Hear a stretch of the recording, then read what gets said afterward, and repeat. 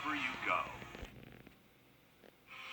News 12, on your side, breaking news. Breaking news from Wall Street. Stocks have roared past their all-time record highs as the market closed this afternoon. NBC News says it's powered by rising tech shares and quarterly earnings from powerhouse retailers like Walmart and Home Depot. The S&P 500 index closed with the record highs of more than 3,300. That erases all losses since the coronavirus pandemic took hold. The increases comes despite an unemployment rate of 10.2%. Also today, former Georgia State Trooper Jacob Thompson facing felony murder and aggravated assault charges. He's accused of shooting and killing a 60-year-old man in Sylvania August the 7th after an attempted traffic stop. He was fired as a trooper and now wants to be eligible for bond. The GBI and GSP are investigating the use of deadly force in this case, and we are too. Sierra Cummings reviews the latest files and spoke to the victim's family. Former trooper Jacob Thompson followed Julian Lewis down this road. It was dark out at the time. This is a rural area, arguably a narrow road. It's why the family say claims of a police chase turning into Lewis assaulting the officer in this spot do not add up. We obtained a copy of a use of force report. It's what Georgia officers have to fill out anytime they apply force in a pursuit or arrest. In this case, Trooper Thompson listed the reason he used deadly force due to, quote, assault on officer and, quote, attacked officer, citing Lewis's car as a deadly weapon. Now, this all stems from an attempted traffic stop. The initial incident report says Lewis had a busted tail light. Thompson wrote that's why he followed the car, but it showed no indication of stopping even after police lights. Adding, the car picked up speed, ultimately resulting in Thompson using a pit maneuver. Julian Lewis was shot in the face. While they don't believe the trooper's narrative, the family says not even a broken tail light can justify what happened. Wow.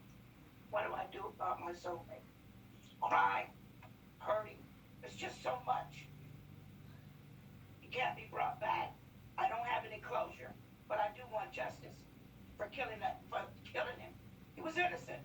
The Georgia Department of Public Safety calls this case an inefficiency in performing assigned duties. We go over their policies and the changes the family is calling for at 6 o'clock. In Sylvania, I'm Sierra Cummings, on your side. The southern CSRA has been fairly active with storms so far this afternoon, and some of those storms now making their way towards us here in the Augusta metro area.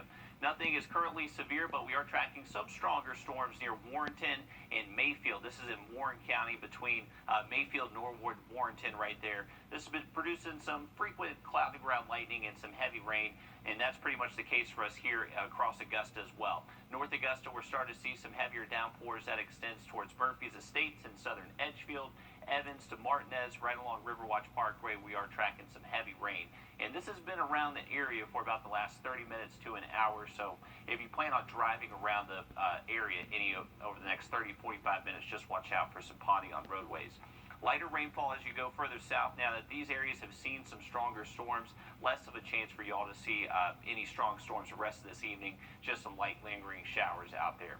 Most of us are expected to cool off now that we've seen some rain, and you can see that divide out there. Most of us here around Augusta and southward sitting in the 70s. Up towards the north, though, they have not seen storms, and they're currently in the 80s. Through this evening, up until around midnight, we'll keep the chance for a few hit-or-miss storms, most of those staying south of Augusta. We'll have more on the forecast for the rest of the week in about 10 minutes. Thank you, Riley. The U.S. Postal Service will not be making any changes until after the November presidential elections. Postmaster General Louis DeJoy making that clear today. Critics say DeJoy was hindering the agency's ability to accommodate an expected surge in mail-in voting, which he denies. DeJoy says the hours of post offices will not be changing. Mail processing equipment and blue mail boxes will not be removed. All mail processing facilities would remain open, and the Postal Service will again allow overtime to be approved as needed. The abrupt reversal comes as more than 20 states announced they would be suing to stop those changes. It is day 2 of the Democratic National Convention. Crews finally recovering the last victim from the rubble of the Hard Rock Hotel in New Orleans. 63-year-old Jose Ariola was one of the 3 construction workers who died when the building collapsed 10 months ago, injuring several others. The reason for the collapse is still under investigation. Taking a look at coronavirus cases across the 2 states, DPH reporting 2,800 new cases in Georgia and just under 70 more deaths. That brings the state's total to over 241,000 confirmed cases with more than 4,700 deaths. In South Carolina, DHEC reporting over 690 more cases and 47 more deaths. The state's total now over 106,000 with more than 2,200 deaths. And taking a look locally at those numbers, some new numbers today from AU Health within the hour. Officials there reporting more than 150 new cases and 72 total current inpatients. Doctors Hospital reporting 3 new cases today, 24 people being treated right now. And the Charlie Norwood VA saw 1 new case. We'll keep you updated as we hear from other hospitals. The World Health Organization says young people are not invincible from illnesses and death from coronavirus. In a briefing today, the organization discussed the real risk of COVID-19 for young people. The comments come in response to photographs showing packed crowds at a pool party in Wuhan, China, where the virus pandemic began. We all want to be living our lives. We all want to get back to what quote-unquote normal used to be. But I think we just need to make sure that the messages that are getting out, particularly to young people, particularly to children and young adults, that you are not invincible to this virus. Almost 22 million people have been reported to be infected by coronavirus globally. 774,000 people have died. Roger Stone is dropping his appeal of felony convictions that stem from a case brought by Special Counsel Robert Mueller. Stone not providing much details behind his decision, but claims he would not get a fair hearing from the appeals court, and that now is the time for him to move on in his life. He previously said he was confident the appeal process would exonerate him. Stone was convicted last year on 7 charges, including lying to Congress, obstruction of a congressional investigation, and witness tampering. Lori Loughlin and her husband Massimo Gianali will be sentenced Friday for their roles in the college admissions scandal. Prosecutors want the judge to give Gianali 5 months in prison, 250 hours of community service, and a $250,000 fine. They're asking Loughlin to be sentenced to 2 months in prison, a $150,000 fine, and 100 hours of community service. The government is also requesting 2 years of supervised release for both defendants.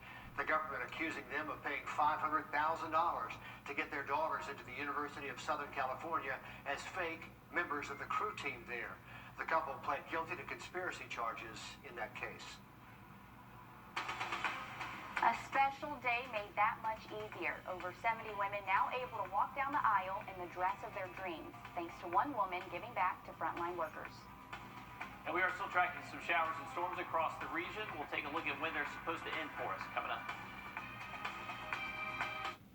Our gold class certified technicians make the certified choice. Riggs Paint and Body. Some nurses and other frontline healthcare workers will soon be walking down the wedding aisle in style thanks to a bridal shop. Elise Preston shows us how one woman stepped up to make their special day easier. It took a pandemic for many people to recognize the heroic efforts of healthcare workers. And now one bridal shop in Virginia is finding another way to honor the women on the front lines of COVID-19. She put the veil on and I started crying, so... Taylor Bass is one of 75 medical workers getting a free designer wedding dress from Ava Clara Couture Bridal in Virginia Beach. You need to be giving them the utmost support and appreciation because they are putting themselves out there. They're the real heroes. Owner Alex Fleer feels it's the least she can do for engaged women who have risked their lives for months. A number of designers helped with donations. Some gowns are worth up to $4,000. I feel very beautiful. I feel kind of poofy. They took the weight off our shoulders, and I'm very appreciative for the opportunity. Over 600 medical workers from all over the country applied for the giveaway. What a neat story here. I know many brides are probably sad because their weddings are on hold, but at least these brides are still able to, shop for that dress and still make them feel like, their wedding day's around the corner. And it helps with a huge expense. That is a big part of it. Well done there. To weather as we take a look over Aiken. Riley, rain, and more rain. I just want to know when the sun's coming out. The sun should come out tomorrow for a little bit. maybe not all day, though. We're expecting pretty cloudy and stormy conditions for the next several days. Unfortunately, most of these storms will be in the afternoon and evening hours, kind of like what we're seeing out there again today. We have been tracking some heavy rain across the metro. This has been staying right along this I-20 corridor, just a little bit north into southern Columbia County, around Evans and Martinez. It's now transitioning into southern Edgefield County near Murphy's Estates, Poverty Hill, and just north of Belvedere. We're tracking some heavier downpours right there along 25. So that's heading in towards Trenton as well. You may get clipped by that just briefly. This is another decent looking storm now between Washington and Warren County, just north of Mayfield, starting to track some potential pea-sized hail with that storm system. It is fairly small, though, in a very rural part of the CSRA. Most of the storms today have been along and south of the stationary front. So this was the cold front that moved through yesterday, and now it's just kind of stalled out. So this is going to help be a lifting mechanism for us the next couple of afternoons, keeping our rain chances pretty high across the area. You can see it's raining over the Savannah River. Looking over the I-20 here, courtesy of EarthCam. Pretty wet conditions here around the metro. So if you do plan on driving over the next hour or so, definitely anticipate some ponding on roadways out there.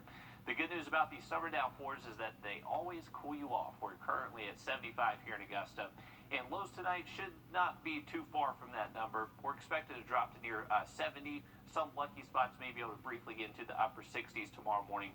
These storms are expected through this evening, but the way it's trending on radar, I would say if you've seen rain and it stops for you, you should be okay the rest of tonight. But if you haven't seen rain just yet and you live south of I-20, I would anticipate seeing some rain over the next couple of hours.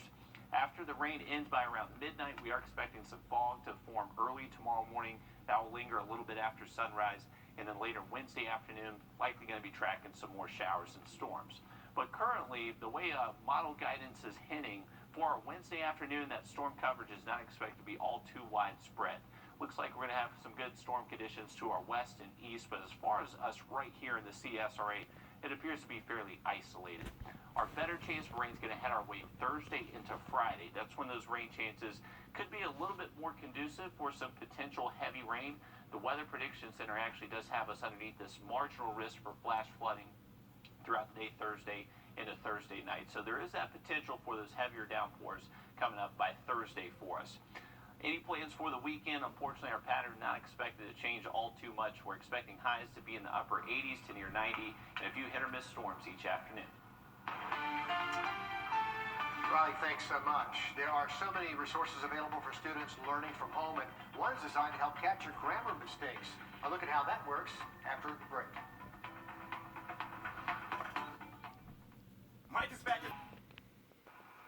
Students heading off for college or high school are gathering up school supplies and necessities to give them everything they're going to need.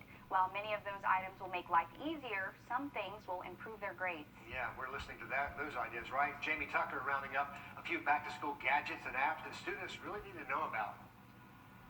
Yeah, I remember handing in term papers knowing my professor was going to grade it with a big red pen marking all of my mistakes. This fall, most students are going to be turning in their written assignments using Google Docs. And while the professors won't be able to take a red ink pen to it, they won't have to if the students use an app called Grammarly. This app, which you install within Google's Chrome browser, checks for spelling errors and other grammatical mistakes. As you type away in real time, Grammarly looks out for those spelling mistakes and corrects them as you go along. Once you've completed the paper, Grammarly reveals not just mistakes and corrections, but improvements. For example, using this script I wrote last week, Grammarly notices that I use the word maybe more than once. It recommends I use the synonym perhaps in this sentence. It also catches any mistakes with subject-verb agreement and other errors. Is it written clearly? Is it engaging? Users can set the appropriate tone for the paper. If it's for casual readers, it'll let some slang terms go. But if it's for a professor or an important business meeting, set it to expert, and it'll make sure your work is suitable for that audience. Grammarly works in Google Docs, Evernote, Microsoft Word, even in emails and Facebook. There's a Grammarly app for smartphones and tablets that catch mistakes in text messages. It's good not just for students, but for bloggers, freelancers, business people, anyone who writes. Now, the free version is probably good enough for most people. There is a premium version with a few more tools. But Grammarly will help you write good, or better. Help improve your writing. That's What the Tech. I'm Jamie Tucker. We're always always rewriting as we go, aren't we? I don't know what English teachers would say about that. Maybe they're okay with it, but it feels like kind of an unfair advantage. I think as long as it tells you what you did wrong, it's fine. It's not cheating technically if you're learning. If you're learning. There you go. It's not cheating. Teacher, it's not cheating if you're learning, said the news anchor lady. Riley. We are currently watching 2 different tropical waves. We'll give you an update on the tropics. They're getting active. Coming up. In this crisis, leadership matters. And I approve this message. To me, this isn't just an issue, it's personal. Like and follow News 1226 on Facebook for the latest up-to-date coverage near you. We are getting to that time of year to where we're reaching the peak of hurricane season for the Atlantic Basin, and we are currently monitoring 2 different waves that have a high chance of becoming named over the next 2 to 5 days. And the potential path of these storms is definitely something we should pay attention to over the next, say, 5 to 7 days. This is going to go all the way out to Monday. We're looking at spaghetti plots here, so each different line, just a different model solution of where it's expecting the storm to go. This initial wave already in the Caribbean, there's not a lot of model consistency on where it's expected to go past around 3 days, so that one is still TBD, but a little bit better confidence of where the second wave is going. You can see a little bit better consistency in models, keeping it towards near Puerto Rico, so that track is definitely a little bit more conducive to have impacts to the southeast coast and Gulf Coast, so we're going to continue to watch that very closely. Our storm chance is pretty high the next few days. High temperature is going to remain in the upper 80s to near 90. Thanks, Riley. That's going to wrap it up for News 12 at 5:30. News 12 at 6 o'clock starts in 3 minutes. We'll see you then.